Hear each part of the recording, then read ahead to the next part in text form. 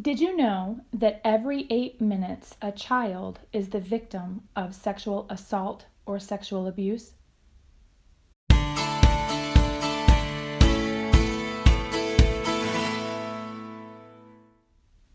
Hey everyone, it's Darlene Taylor, the Recycled Mom, and I'm glad you joined me today.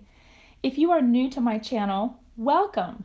Today is a topic that is more serious, and it has some material that might be sensitive to younger viewers, especially children, and so I hope that you will take that into consideration. But I thank you for joining me today. If you are a returning subscriber, viewer, thank you so much. You guys are awesome. I really appreciate your support. And now for today's topic, it is Sexual Assault Awareness Month. April has been set aside as a month to bring awareness to sexual assault and sexual abuse. I'm asking everyone who follows me on social media, who watches my videos, to speak out against these heinous crimes.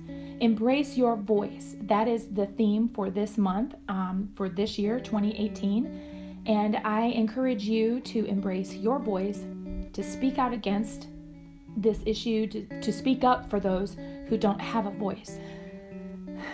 Many people believe that it won't happen to them or anyone in their family. But statistics show that 1 in 5 women and 1 in 33 men experience sexual assault in our country. And every 8 minutes, a child becomes the victim of sexual abuse or sexual assault. So clearly, it can happen to anyone. This is horrendous.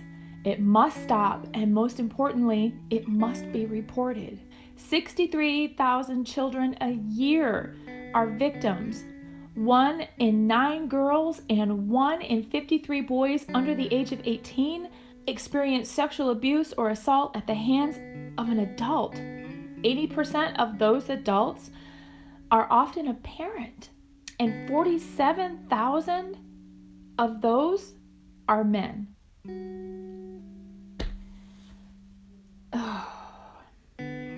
Of all victims under the age of 18, 82% are female, and 2 out of 3 are ages 12 to 17. 2 out of 3 girls aged 12 to 17 are victims. So my focus, obviously, for this video today is children.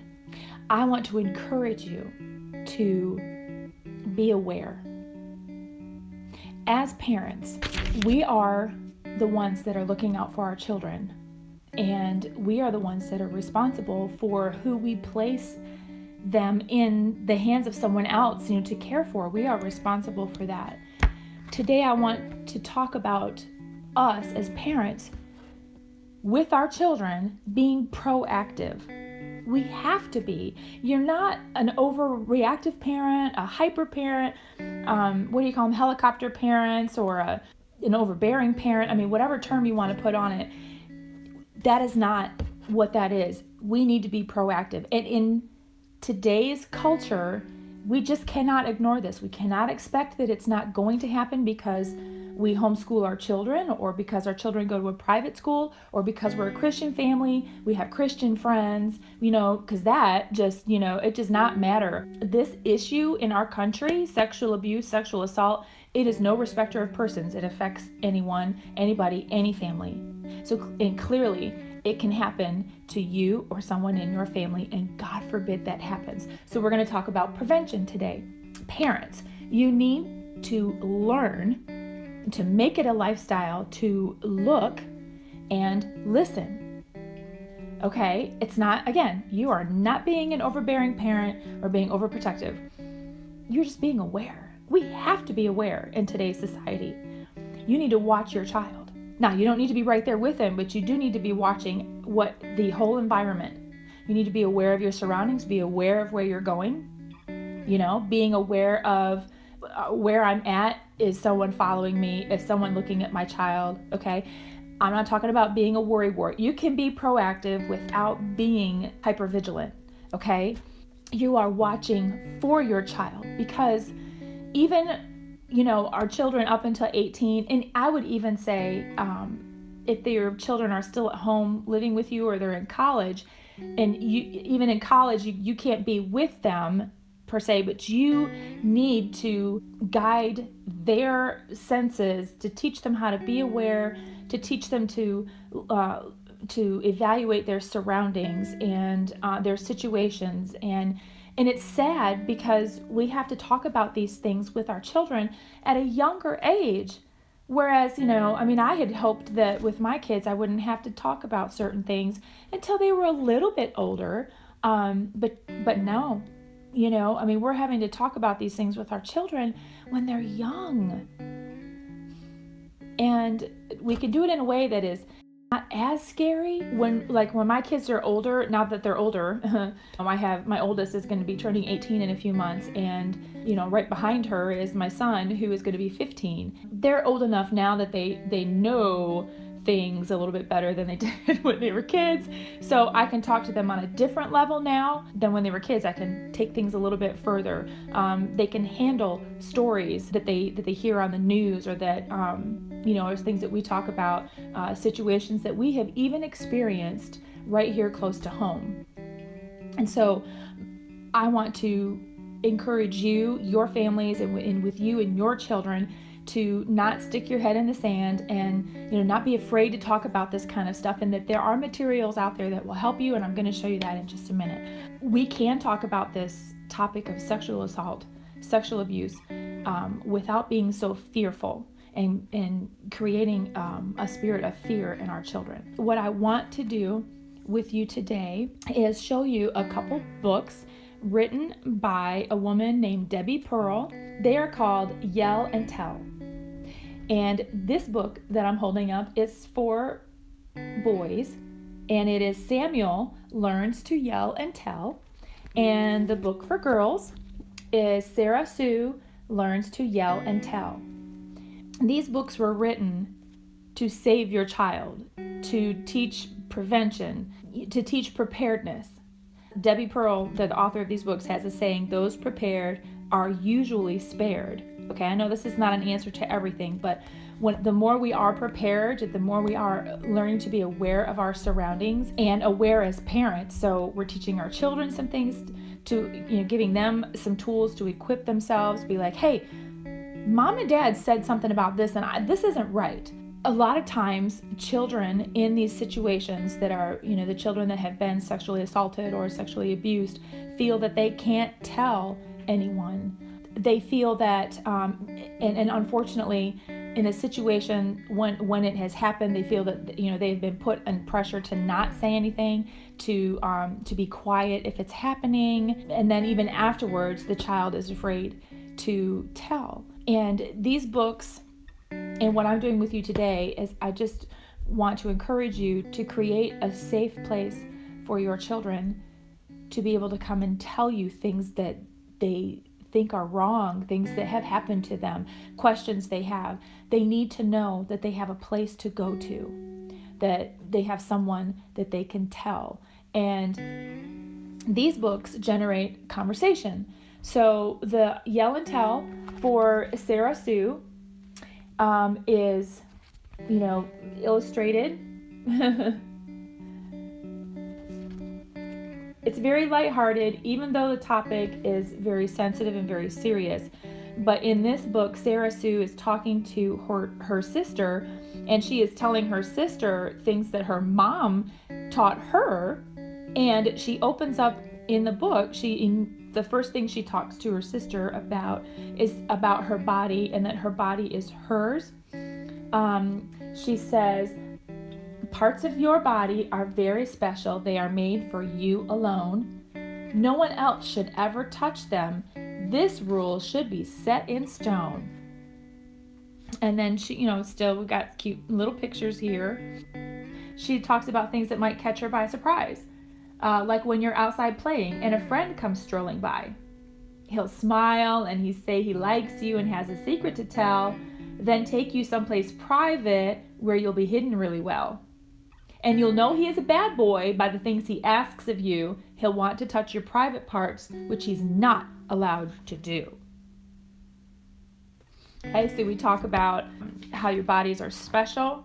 And she goes on to say it doesn't matter who the toucher is, big guy, little girl, brother, or friend. If anyone touches you like that, yell and tell. Yell, yell, yell so loud when it happens. Scream and shout and then tell, because it is not right. So she should absolutely yell and yell and scream and scream. She tells her sister to yell so loud and yell so long. The cat will sing his lonesome song. There's a cat in the picture here. They go on to talk about telling him to stop. Okay, again, it's teaching these young girls how to fight and how to bring attention into a situation that could possibly be very dangerous. And she's teaching her sister how to scream. She's telling her to scream really loud.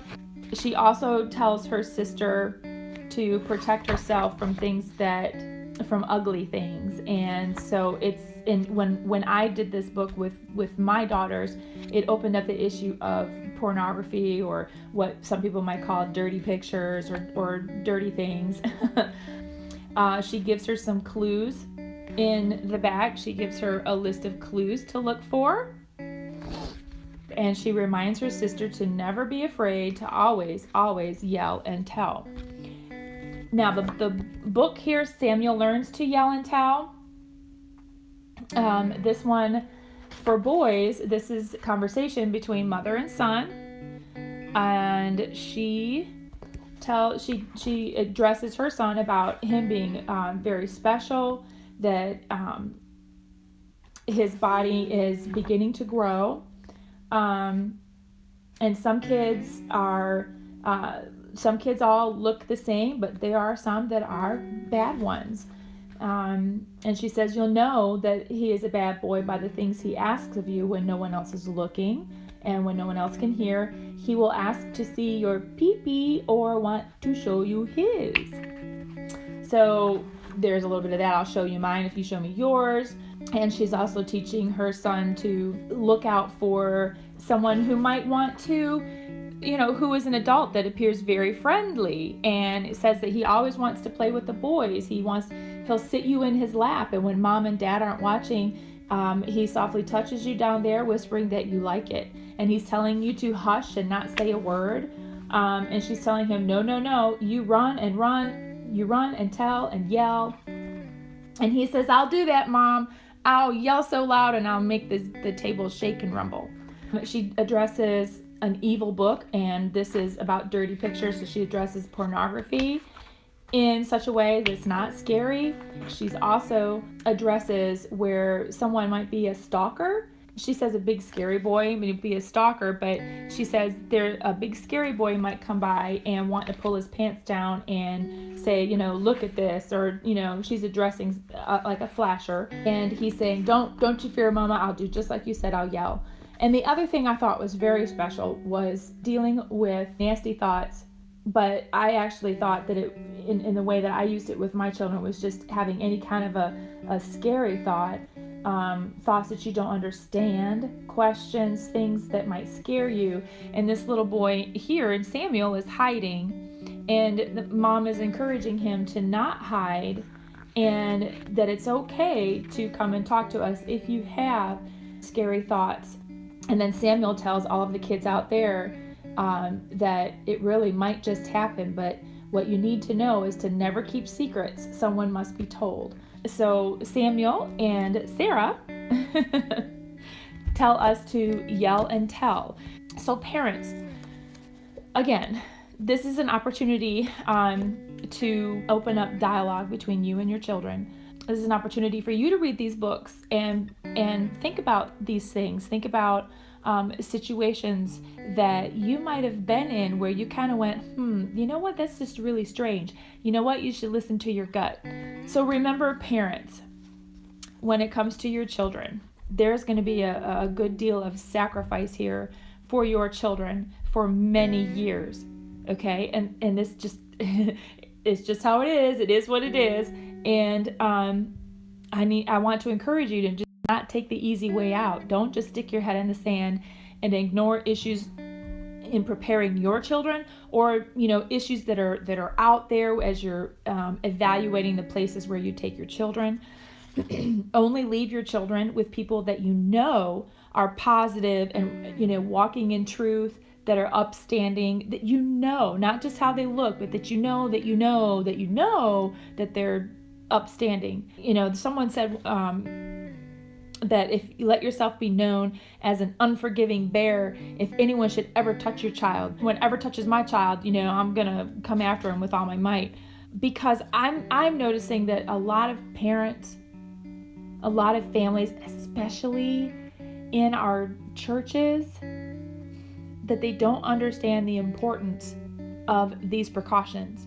I think they get a false sense of security if they spend all of their time in Christian circles. So they may think that you're like, wow, she's like really overboard on this, but you cannot be too overboard, because there's a lot of things that get missed because we are being too trusting, or not, we're not being aware enough. I think we just don't understand.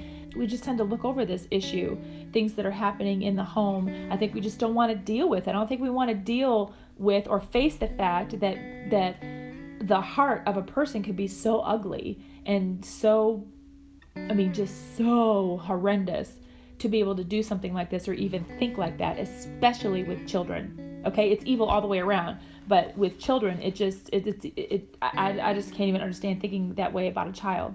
Keep in mind that predators look for the most vulnerable. So the bottom line is to be wise, but not paranoid. So, things that you can do if you, let's say, and I know I'm getting on churches a lot, but, a lot of churches can just look over things and not think that anything like this would ever happen inside the church. Some things that you can look for when you go to a church. One is that you can just ask. You can ask if it's a church that you're considering going to. You can ask the staff, what do they do about children's safety? I would, especially if it's a church in a county that I don't even know. Some obvious looking things would be the doors to the nursery or to the classrooms. Are there windows in them? Can you see in them at any time when the door is closed? Exit points. Who's teaching the classes? Is there too deep leadership in the classes, meaning that there is there's always two people in there? That's very important for youth protection. Another thing would be anybody that works with kids has to go through a background check, and then we have photo IDs. So anyone who is working with children needs to wear that ID tag during that time that they're working. If they're teaching a class or if they're working in the nursery, they need to have this ID on with their photo, with their name, and that they've been background checked. And so another thing is watch the relationships between your children and the adults or the mentors that they're working with. For us in the American Heritage Girls Troop that I'm a leader of, it even goes down to like either a texting or email. We have older girls who are working on projects and they have a mentor that they're working with. And anytime an email goes out from one of us to these girls, it has to be copied to someone else. So there always has to be a trail to follow and another person watching. And when she emails us, she's emailing, to me, but she's copying somebody else. So there's always accountability. And something else that you can do, I have a rule. If you're going to be working with my children, and I have teenagers now, and they have social media like Instagram, for example. And if you're going to friend my daughter, you're going to friend me as well. That's just how it is. My daughter's not going to friend anyone that isn't, connect with anyone that I can't connect with. And that goes for a pastor, a pastor's wife, a youth pastor, his wife, anybody that's going to be working with my kids and friend them on social media, they have to connect with me as well. There has to be if you're going to be sending emails to my kids, my teenagers about events or whatever's going on, you're going to be sending one to me as well. If you're going to be connecting with my kids, I need to be connecting with you. I need to see, what you're doing, what you think, what your hobbies are. I love social media for that, but if you're going to be doing that with my kids, I need to connect with you too, please. And it drives me nuts if I can't do that. although I'm with my child and I can see what's being said or pictures, but I want to be able to connect with that person as well. Because look, you are influencing my child, and I want to know the kind of influence that's coming from your end to my child. Okay? And again, that is not being a hyperactive parent or a paranoid parent. That is a parent that's being involved and knowing what my children are doing on social media, where they're going, who they're talking to. It's because my kids, my teens, get so caught up in social media and the selfies and the everything. And especially when hormones come in, they lose their minds. They have no thought, and they still have developing brains. You're not fully grown until you're 21. Okay, the brain stops growing at 21 as far as maturity and things like that. So this whole thing of I'm an adult overnight as soon as I turn 18. No, adult is a state of mind, because I know plenty of people my age that have lost their minds and they're adults, and no. So no, teenagers need to be guided by adults into how to handle themselves. I went on a tangent on social media, so I'm sorry. Remember that child predators are professionals. They know how to lie. They know how to make a child look silly. If you happen to confront them, they know how to make you feel embarrassed. They know how to make you feel guilty. They know how to make your child feel guilty and embarrassed and shamed and fearful, uncertain, all of that. They are good at it. I hope that you might consider buying these books. I am not sponsored anyway by Debbie Pearl or her husband or No Greater Joy Ministries. I bought these books a long time ago. They were sitting on a shelf until I just come across them recently, and I recently discovered that April is Sexual Assault Awareness Month. I encourage you to embrace your voice, help those who do not have a voice, look out for them, protect them, bring awareness into your family, into your community. If there is something, if you know someone who has been assaulted or abused sexually, please tell them to call National Sexual Assault Hotline, which is 1-800-656-HOPE, H-O-P-E, 1-800-656-HOPE. And someone will be able to help you. And if you are in my area, the Winchester, Virginia area, you can go to the laurelcenter.org, which is a local center for victims of sexual assault and sexual abuse. That is the laurelcenter.org. The link will be down in the description box, as well as links to you can find these books on Amazon, as well as nogreaterjoy.org and also christianbook.com. So thank you for tuning in today. I will catch you in the next video. Embrace your voice, y'all. Bye.